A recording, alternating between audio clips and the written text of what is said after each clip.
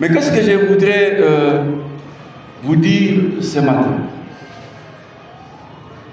Le président de la République, quand il a été réélu pour le deuxième mandat, dans son discours tenu le 20 janvier, le 20 décembre de l'année passée, il avait insisté sur 6 engagements. Parmi les 6 engagements, il y a un engagement où il fait la priorité à la jeunesse. C'est le premier engagement. Là où il dit de vouloir créer beaucoup d'emplois. Donc, dans ce discours du 20 janvier 2024, il a mis les jeunes au centre de sa vision. Ça montre la place qu'il accorde aux jeunes, les jeunes que vous êtes. Vous êtes pour le président de la République sa priorité. Voilà pourquoi je ne pouvais pas venir dans cette province qui est la mienne et repartir sans échanger avec vous. Je l'ai fait ailleurs. Je me dis, mais pourquoi ne pas le faire ici? Il fallait que je crée un temps parce que vous êtes pour le chef de l'État une priorité.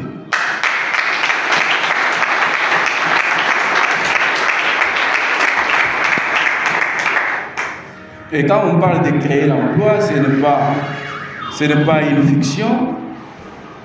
On fait tout, il fait tout pour que ces emplois existent pour les jeunes que vous êtes. Je sais qu'un étudiant, quand il étudie, la question qui se pose toujours, qu'est-ce que je deviens demain? Chaque étudiant, quand il étudie, c'est une question qui occupe les étudiants. Donc, le chef de l'État s'investit pour créer des emplois pour les jeunes. Aujourd'hui, il y a un débat qui est un débat public, qui est un débat sur la Constitution. Le président a lancé l'idée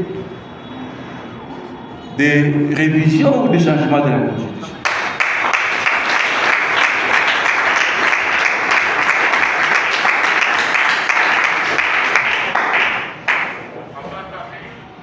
Je viens de dire qu'il a été réélu au mois de décembre. Il a été investi le 20 janvier. Il y a des gens qui posent la question, mais pourquoi ce débat maintenant?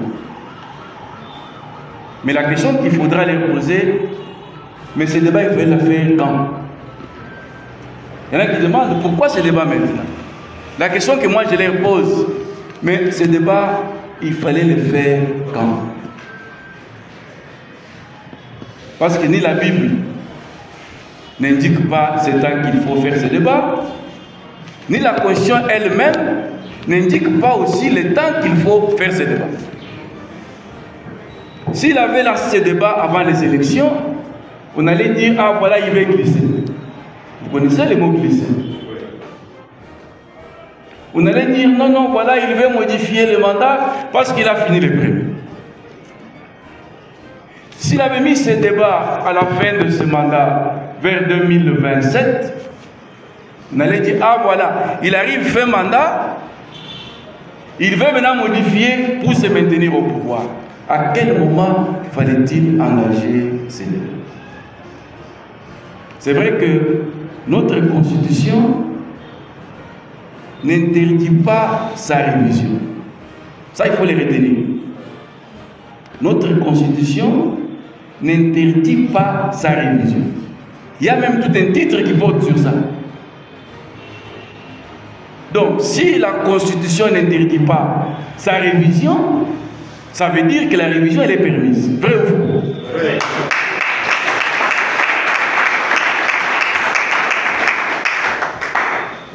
Non seulement que la Constitution n'interdit pas sa révision, mais la Constitution dit aussi qui peut initier sa révision. C'est la Constitution. Ce n'est pas le chef de l'État. Non seulement qu'elle n'interdit pas, mais elle dit elle-même qui peut initier sa révision. Quand vous lisez l'article 218 de la Constitution, parmi les organes ou les personnes qui peuvent initier sa révision, elle vous dit le président de la République. Et il le met en première position. Mais pourquoi on va demander, pourquoi je fais cette idée? Pourquoi il parle de la révision ou du changement? Mais qui autre peut en parler mieux que lui, mes amis? Qui autre peut en parler mieux que lui? Après, tout le monde peut en parler. S'il est vrai que tout le monde peut en parler, mais lui aussi peut aussi en parler. Donc, le fait qu'il met ce débat sur la table, il n'y a aucune violation de la Constitution. Aucune Constitution dans le monde n'est faite pour l'éternité. Aucune. Aucune Constitution n'est faite pour l'éternité. Voilà pourquoi, quand vous lisez le 229 article de cette Constitution, aucun article ne vous dit que c'est la dernière Constitution congolaise. Aucun. Vous en connaissez un article comme ça? Aucun ne vous dit pas que moi, on ne peut pas me changer. Aucun. Parce qu'une constitution parle que d'elle-même. À moins qu'elle soit provisoire, tel qu'a été l'offre fondamentale, qui annonçait une constitution à venir. Une constitution ne parle que d'elle-même. Parce que quand vous lisez l'article 5 de cette constitution, il vous dit que la souveraineté nationale appartient au peuple. Tout pouvoir vient du peuple. Et comment le peuple s'exprime avec son pouvoir? On vous dit, soit directement par voie d'élection ou de référendum, soit indirectement par la voie de ses élus. Ça, c'est l'article 5. Et quand le président pose ce débat, il dit, je mettrai en place une commission qui va réfléchir. Il n'a pas dit que je mettrai en place une commission qui va changer la Constitution. Parce qu'il y a ce que le président a dit, il y a ce que les gens ont entendu, et il y a ce que les gens veulent qu'on entende qu'il a dit. Je dis bien, il y a ce que le président a dit, il y a ce que les gens ont entendu, il y a ce que les gens veulent que les autres entendent qu'il a dit. Et dans ce qu'on veut qu'il entende qu'il a dit, il y en a qui peuvent modifier les discours d'origine de ce qu'il n'a jamais dit. C'est pourquoi, quand on échange avec les étudiants, on est sûr qu'ils comprennent bien les choses. Il n'y a pas un tabou quand on parle de la révision ou du changement de la... Il n'y a pas un tabou.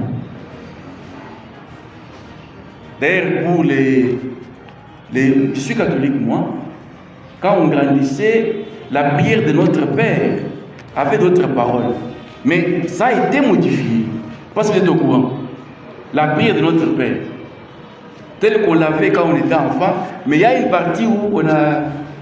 Bon, je n'accuse personne. Mais si ce qui est public peut être adapté, mais ce qui est la volonté, c'est la volonté du peuple, la Constitution. La Bible, c'est une parole révélée, et la Constitution, c'est la volonté d'un peuple. Le peuple dit ce qu'il veut de lui-même, aujourd'hui, et trace son avenir. C'est la Constitution. Vous trouvez à l'intérieur des règles qui régissent l'organisation et le fonctionnement des institutions.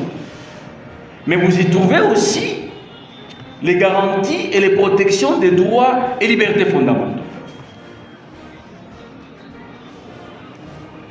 Non seulement qu'on ne peut pas interdire à un peuple de réfléchir, mais on ne peut pas aussi l'interdire à dire le contraire de ce qu'il a déjà dit. il est souverain. Le peuple est souverain. Et on ne peut pas limiter la souveraineté du peuple. Quand le président dit que les conclusions de cette commission, on va les soumettre aux élus, voire au peuple lui-même, nous revenons à l'article 5 de la Constitution. Quoi de bon autre que ça dans une démocratie? Le président n'a pas dit que je vais me réveiller un matin et je vous donne une nouvelle constitution. Non. Il dit, vous allez réfléchir, une commission, et on soumettra les conclusions au peuple. Le peuple peut dire oui, il peut aussi dire non, parce qu'il est souverain. Une constitution, c'est une idée, c'est l'idée. Une constitution, c'est l'esprit. Chaque constitution a des objectifs à atteindre. Parfois, quand on fait ce débat-là, on oublie ça. On ne fait pas une constitution pour faire une constitution. Chaque constitution a des objectifs à atteindre. La question qu'on peut se poser aujourd'hui, quand on lance ce débat, c'est de savoir, est-ce que la constitution de 2006 a atteint ses objectifs? C'est la question qui mérite d'être posée, ou qui se pose sans se poser, mais qui mérite d'être posée. Est-ce que ce que les constituants ont voulu, est-ce qu'on a atteint l'objectif? Mais une constitution doit s'adapter avec l'évolution. Vous connaissez dans quel contexte cette constitution a été rédigée? Et pour ceux qui étaient même autour là, avant même qu'elle soit adoptée, mais on l'a considérée comme un papier qu'il faut revoir. C'était l'idée autour que ça, on va revoir ça. Pour preuve, promulguée en 2006, en 2011, cette constitution a connu sa première unique révision. Et là aussi, on se pose la question, comment est-ce qu'une constitution qui était appelée à durer dans le temps, 5 ans après, elle est révisée? Donc il y avait un problème. Donc on avait compris qu'il y avait des limites, il y avait des faiblesses dans la Constitution. Et on l'a révisée. Je ne veux pas commenter ou critiquer la révision 2011, mais je prends seulement les délais. 5 ans après, on l'a touché. Donc on comprend qu'une constitution peut avoir des faiblesses. Une constitution peut révéler les faiblesses. Et s'il y a des faiblesses, on ne doit pas croiser le bras et dire que non, parce que nous, peuple, on a déjà décidé, on ne revient plus. Si vous mangez un aliment, chaque fois que vous mangez, ça vous donne la diarrhée, il faut prendre un produit pour arrêter la diarrhée, et c'est continuellement comme ça, mais vous devez vous décider. Est-ce que vous arrêtez à manger cet aliment-là pour ne pas aboutir à prendre des médicaments? Devant des limites, devant des faiblesses, on doit se poser de bonnes questions. Et quand on se pose de bonnes questions, on doit avoir de bonnes réponses. Si on est devant un problème, une difficulté, on ne se pose pas de questions, de bonnes questions, on ne va jamais résoudre cette difficulté. Chaque peuple a sa mentalité, chaque peuple a ses mœurs. Je vais vous donner un exemple banal. Désigner les sénateurs par les députés provinciaux, c'est un mode démocratique. C'est un mode démocratique. Désigner les gouverneurs par les députés provinciaux, c'est un mode démocratique. Mais on a mis ça chez nous en place. qu'est-ce que ça a révélé? Qu'est-ce que ça a révélé? Aujourd'hui, je peux venir ici à Canada pour devenir sénateur. Je peux avoir un programme, mais vous connaissez ce qui se passe, ce qu'on décrit. Souvent, mes étudiants me disent que pour l'élection des sénateurs et des gouverneurs, on ne demande pas c'est quoi son projet, mais on dit il a quoi. La gestion de province. Quand on fait le bilan de 2006 à aujourd'hui, dans beaucoup de provinces, c'est beaucoup d'instabilité. Avec des mentions matin, midi, soir. Est-ce que ça peut aider des provinces à se développer? Si l'instabilité est à tout moment, tu peux arriver avec un projet, le temps de le mettre en place, oh non, non, il y a des mentions, il y a... Est-ce qu'on peut développer? Ça sont des questions qu'on se pose. Et si on trouve qu'on a un mécanisme qui facilite la corruption, doit-on encourager ces mécanismes ou doit-on trouver une réponse? Parce que là, on comprend que c'est nos mœurs politiques. Ce sont des faiblesses. Après, on peut dire que non, nous, Congolais, nous voulons vivre avec ces pratiques-là. C'est aussi un choix. On peut dire que nous, Congolais, on est fiers de ces pratiques-là et nous voulons rester là. Comme on peut dire que non, on ne peut pas rester comme ça. Nous devons changer les choses. Quand on dit ça, il n'y a pas de tabou. Cette constitution a mis en place une forme d'État qui tend vers le régionalisme. On a voulu garantir l'autonomie de province. C'était quoi l'idée du constituant? Pour faire développer les provinces. Que tout ne doit pas se passer seulement à Kinshasa, mais au niveau ici, chaque province peut se développer. J'ai ici la version de 2006. La première version votée par le peuple. J'ai là la version révisée. Quand vous lisez l'article 197 dans les deux versions, dans la première version, le président de la République n'avait pas le droit de dissoudre les assemblées provinciales. C'est là. Il n'avait pas aussi le droit de révoquer les gouverneurs des provinces. Parce qu'on voulait l'autonomie des provinces.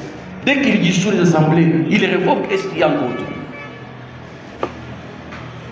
Dans la version révisée, le président non seulement qu'il a le droit de dissoudre les assemblées provinciales, il a aussi le droit de révoquer, selon la procédure prévue, les gouverneurs des provinces.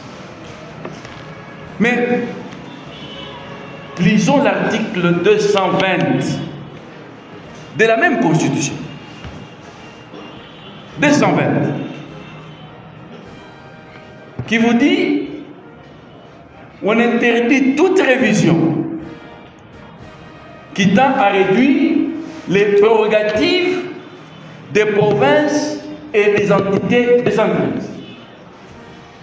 Ça c'est 220. Comprenez comme la Bible. Ne touchez pas, ne touchez pas. Là, on échange. Comme on dit, je parle pièce contre pièce. Pièce contre pièce. J'ai les deux versions.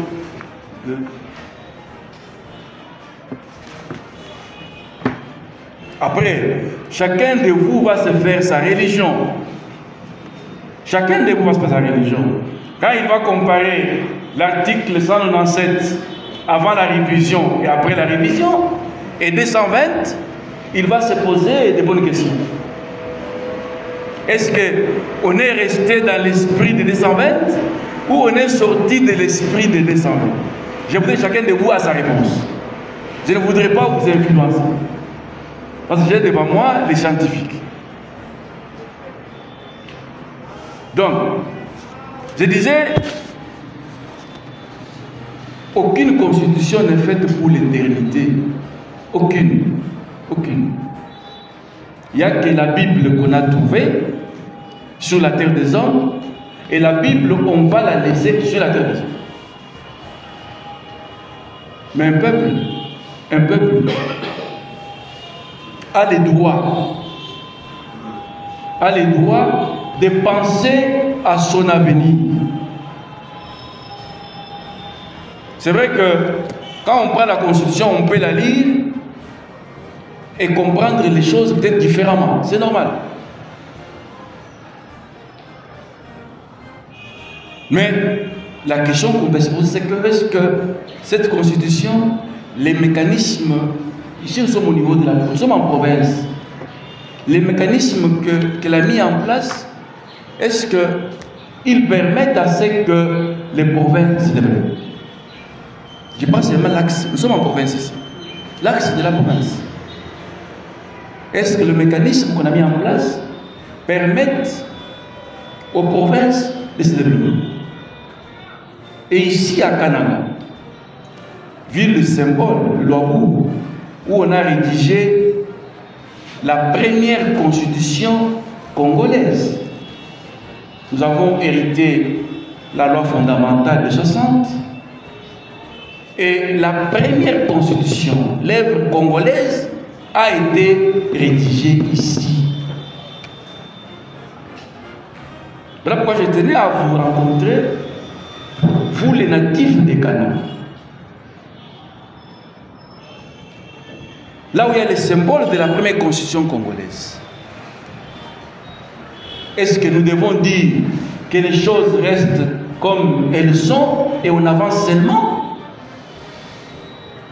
Et on doit se poser des questions qu'il faut se poser et dire non, nous devons mettre en place des mécanismes qui font avancer les choses. C'est un débat citoyen. C'est un débat citoyen. On peut avoir des avis qui sont contradictoires. C'est la démocratie. La démocratie, quand on dit que c'est le pouvoir du peuple par le peuple et pour le peuple peut avoir des visions différentes, et même peuple. Il y en a qui peuvent dire oui, d'autres peuvent dire non. C'est pourquoi les principes dans une démocratie, c'est la majorité. Et non pas l'unanimité. Si quelqu'un n'est pas d'accord avec l'idée du chef de l'État, c'est son droit, les droits les plus démocratiques. Il peut ne pas être d'accord. Celui qui est d'accord, c'est son droit le plus démocratique. Voilà pourquoi dans l'idée on dit, quel que soit ce que cette commission va donner comme conclusion, le dernier mot revient au peuple. Le président reste dans l'idée de la démocratie. Oui, c'est dit que non. Le peuple est souverain. Je suis arrivé au pouvoir par la volonté du peuple et je soumets la question au peuple lui-même, que le peuple tranche. La commission, c'est juste pour réfléchir et éclairer. Après, il m'arrive de demander à mes étudiants qui sont ma deuxième licence, d'abord, la conscience en combien d'articles? Il y en a pas comme ça. Dans cette ville, quand on a adopté cette constitution, on l'a adoptée en français. Vrai ou faux? Je n'entends pas. Est-ce qu'il y avait une version en Chiluba? Non. Là, je me pose ma question de savoir. Mon grand-père au village l'a adopté et il avait compris. Il avait compris. Même quand vous demandez, prenez seulement un micro, demandez aux gens, c'est quoi la Constitution? C'est quoi la Constitution? C'est quoi la Constitution? Vous verrez des réponses. Parfois on dit non, le peuple ne veut pas. Est-ce que le peuple a compris c'est quoi la Constitution? Est-ce qu'il y a l'intérêt? Chaque Constitution, comme je le disais, a des objectifs. Et puis les défis de 2006 ne sont pas les mêmes aujourd'hui. Les défis de 2006 ne sont pas les mêmes. Et quand vous prenez que tout vient de Sun City, mais Sun City, on a retrouvé qui et pourquoi? Est-ce que tout le monde se faisait confiance? C'est comme nous sommes là. On peut se réunir ici pour décider. Et si nous n'avons pas la même vision, d'abord, si on ne se fait pas confiance, moi, le vice-gouverneur, je vais dire non, il va me dribbler. Donc, je vais être garde-fou. Je vais dire non, si on fait ça, lui va gagner ça. Donc, je dois me battre pour qu'on ne mette pas ça. Je vois le vice-gouverneur, mais je ne vois pas l'intérêt du peuple. Je peux lui refuser une chose que lui veut qu'on mette ici, pas je ne vois que lui, mais oubliant que lui va passer, tout passe. Tout passe.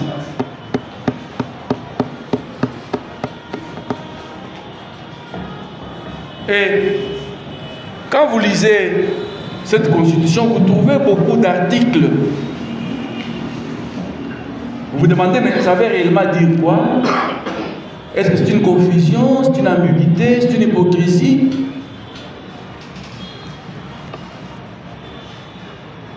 Nos compatriotes qui vivent à l'étranger se posent la question sur l'article 10.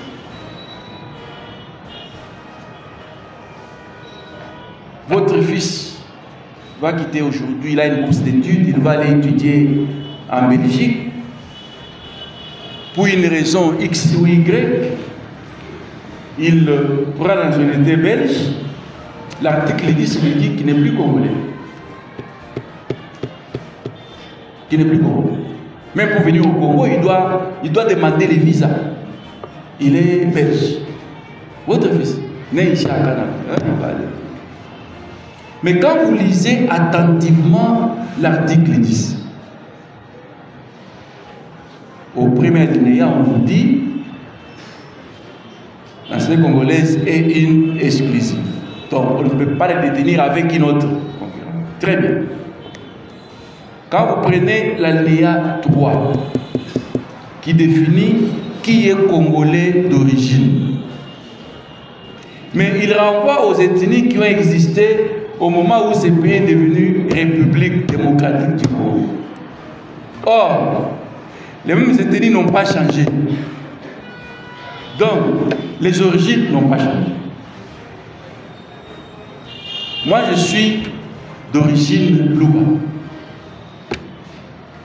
Si je vais en Amérique, je prends une nationalité américaine. On va dire américain d'origine congolaise. Je répète bien. Je suis d'origine Luba. Si je pars aux États-Unis, je deviens américain, on va m'appeler américain d'origine congolaise. L'origine, on est avec, l'origine, on est avec. Il n'y a aucun mécanisme. Il y a un droit que je peux faire aujourd'hui pour être d'origine Mukongo. Il n'y en a pas, un droit. Il n'y en a pas. Parce que mes parents, je ne peux pas les changer. Je ne peux pas les changer. Mon père va rester mon père, son village va rester mon village, ma mère va rester ma mère, son village va rester mon village. Par quel mécanisme je peux perdre mon origine congolaise? Ce sont des questions comme ça qu'il faut se poser. Qu'il faut se poser.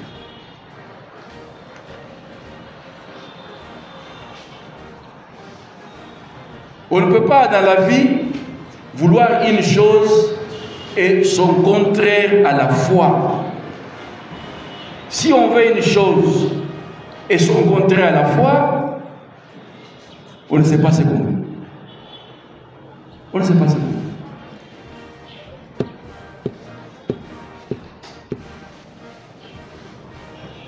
C'est pourquoi j'ai commencé par dire, est-ce que la Constitution a atteint, enfin la Constitution 2006, a atteint les objectifs pour lesquels elle a été élaborée, elle a été adoptée. Est-ce qu'on a atteint ça? Si dans 5 ans, elle a révélé des limites et des faiblesses, mais dans 18 ans, qu'est-ce qu'elle a révélé? Ce sont des questions qu'il faut se poser. Donc, dans ce débat, il ne faut pas se gêner. Selon son opinion, selon son point de vue, nous sommes en démocratie. Personne ne peut être arrêté que parce qu'il a un point de vue juste opposé. Non. Nous sommes en démocratie. Dès le pouvoir actuel, il n'y a plus de cachot où on met des gens parce qu'il a dit ça. Ce temps est révolu. Ce temps est révolu. On a tous l'idée que dans une constitution, tout ce qui est dit s'impose et aux gouvernants et aux gouvernés. Mais cette constitution, elle a été promulguée en 2006. Elle garantit encore la gratuité de l'enseignement. Est-ce que de 2006 en 2019, ici à Canada, il y avait la gratuité dans le public? Mais le problème, il est où? Parce que c'est dans la Constitution. Mes amis. C'est vrai que quand moi j'en parle, on va dire non, lui parle parce qu'il est le conseiller du chef de l'État. Mais je parle de la vérité vécue par tous, vrai ou faux? Vrai. Il a fallu une volonté politique. Il a fallu une volonté politique pour que la gratuité de l'enseignement qui était un mythe puisse être une réalité.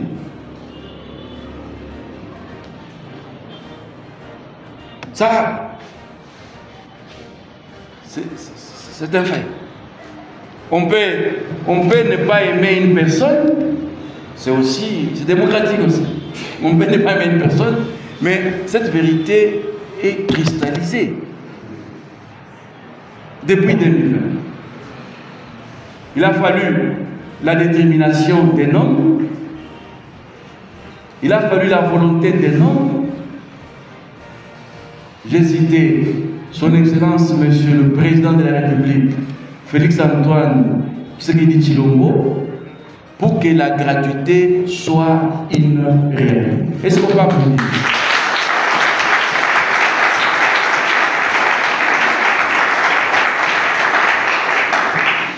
Donc, c'est vous dire aussi que l'idée lancée par les chefs de l'État,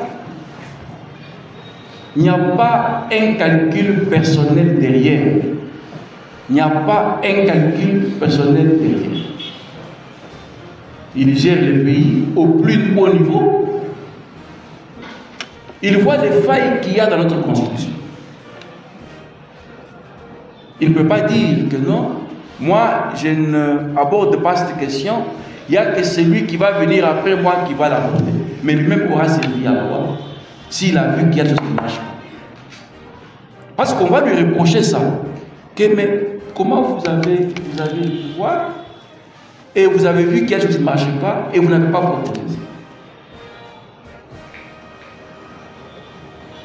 Donc, il n'y a aucun calcul du chef de l'État. Tout ce qui est fait, tout ce qui est proposé, c'est toujours, encore toujours pour l'intérêt du Congo. Après, quelqu'un peut passer là où je suis, avoir un discours contraire au mien, c'est démocratique, mes amis. C'est démocratique. Quelqu'un peut passer là où je suis dire que non, tout ce qu'il dit c'est faux, c'est démocratique. Mais quand on parle aux étudiants, on dit mais on est devant les gens qui réfléchissent et qui savent voir les pour et les contre. Et qui savent se décider en conséquence des causes.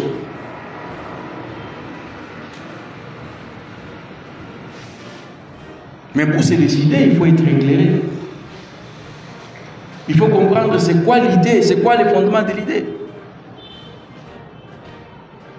Le chef de l'État n'a jamais dit que cette histoire c'est pour que je puisse me maintenir au pouvoir. Il n'a jamais dit ça. En tout cas, je peux donner ma main à couper, on ne va pas m'opposer une idée où il a dit ça. C'est un débat citoyen. Prenez ce débat comme les vôtres. Prenez ce débat comme les vôtres. Surtout ici à Kananga, où les Congolais ont vu leur première constitution naître. Prenez ce débat comme les vôtres. Défendez-vous. Défendez-vous. Expliquez à vos amis, expliquez à vos proches, expliquez à vos parents, à vos amis, ce qu'il y a de mieux. Notre constitution a révélé les faiblesses. Je vous ai dit, la constitution n'interdit pas sa révision, mais elle dit seulement à quel moment on ne peut pas la réviser. Ça, c'est dans la constitution. Elle n'interdit pas sa révision, mais elle dit seulement à quel moment on ne peut pas la réviser. Parce qu'il ne faut pas qu'on confonde les deux choses. Souvent dans les débats, il y a cette confusion-là. Et elle dit aussi qu'il y a des dispositions qu'on appelle, qu'on ne peut pas réviser. Mais je vous ai montré l'exemple de 2011. Je vous ai renvoyé à 220. Ce qu'il dit concrètement, et je vous ai renvoyé un article de le lire dans la version initiale et la version de la révision, et vous allez vous faire votre religion sur 220. Je ne voudrais pas vous influencer.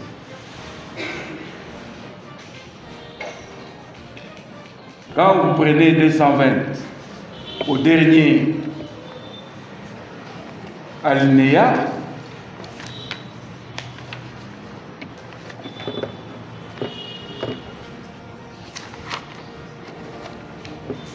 on dit ceci: est formellement interdite toute révision constitutionnelle ayant pour objet ou pour effet de réduire les droits et libertés de la personne ou de réduire les prérogatives des provinces et des entités territoriales décentralisées. Là, c'est 220. Je me demande, et je vous demande, est-ce qu'en donnant au président de la République, en 2011, le pouvoir de dissoudre l'Assemblée provinciale, le pouvoir de révoquer les gouverneurs, est-ce qu'on a réduit ou pas les prérogatives des provinces et des entités territoriales décentralisées? C'est la question que je pose. Donc je disais que la Constitution, non seulement elle n'interdit pas sa révision, mais désigne les organes ou les personnes qui peuvent initier sa révision. Mais aussi indique la procédure de sa révision. Qu'on ne fasse pas dire à la Constitution ce qu'elle ne dit pas ou ce qu'elle n'a jamais dit. Parce qu'il y en a qui veulent faire dire à la Constitution ce qu'elle ne dit pas. Chaque Constitution ne parle que d'elle-même, d'elle-même, d'elle-même. Et l'article 5 qui donne la souveraineté au peuple, le peuple lui-même peut décider de son avenir. Donc, le moment venu, quand la commission va réfléchir, la question sera posée par rapport aux conclusions venant de la commission. Je dis bien les conclusions de la commission et non pas du chef de l'État. Parce que là aussi, les gens, les conclusions venant de la commission. Donc, prenez ces débats comme les vôtres. Défendez votre opinion. Il y a beaucoup de choses comme ça dans la Constitution. Peut-être que j'aurai un moment de revenir ici pour une grande conférence et on pourra détailler les choses avec vous. Je promets de revenir. On m'a demandé de prendre des cours ici. Je vais voir ce qui est possible. Je ne peux pas refuser de revenir chez moi. Je ne peux pas.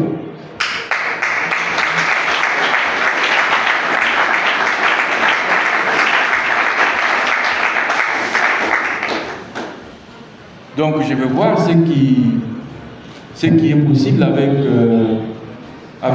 mon agenda et comment je peux avoir un cours ou des cours et revenir ici. Parce qu'on a cette obligation morale. Nous, on a été formés ici. Et je me dis, mais si